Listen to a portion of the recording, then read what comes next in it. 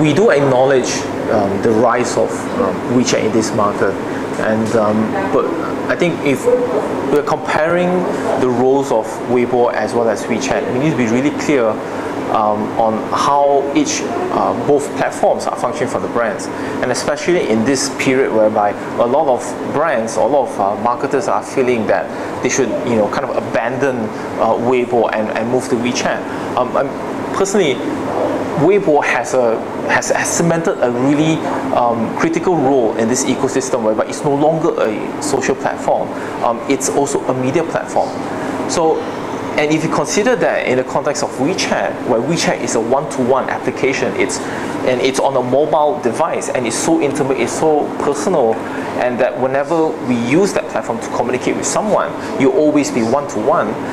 And if you consider that, actually there's no need, or there is a difference between what a marketer would market on WeChat and what a marketer would market on Weibo.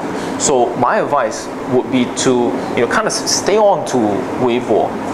Just keep doing all of good stuff that we've done on Weibo, and then slowly study WeChat, and then come up with a different strategy, a more personal strategy on how a brand can interact with a potential customer or a potential fan on WeChat. In fact, that difference is actually very big. That gap in terms of how both platforms can be leveraged to its full potential is very different. Weibo is still a broadcasting platform, whereby messages are being sent out, and when fans or when consumers, they receive it, they engage, they interact with it.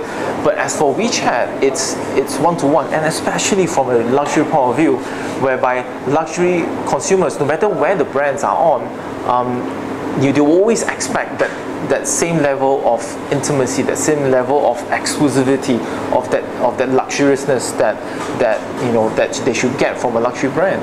And hence, what luxury brands should come off to a consumer on a platform like WeChat is that it needs to be personalized, it needs to be customized, it needs to be one-on-one, it needs to be exact to the needs of that person. Perhaps that person is a customer of a particular watch, and he's looking for updates to that product line, and messages to that person should be to that person's needs. So that's how we should position WeChat as a role to engage with a person one-to-one, and then Weibo still having that role to kind of like disseminate brand DNAs and product catalogs, gifting season purposes, and basically information that can be broadcasted.